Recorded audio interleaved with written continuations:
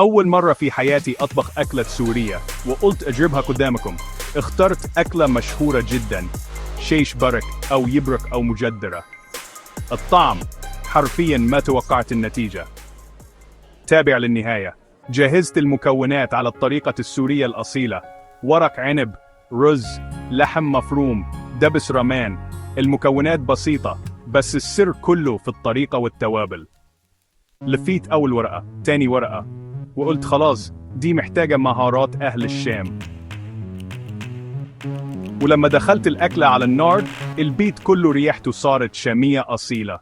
أوف، الطعم ولا غلطه، مزيج نكهات ما توقعت إنه يطلع كده. سوريين عندكم كنز حرفيا.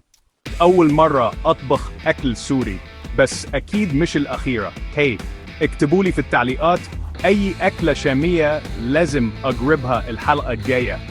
ولا تنسوا اللايك لو حبيتوا الفيديو، واشتركوا لو عايزين نكمل جولة المطبخ العربي.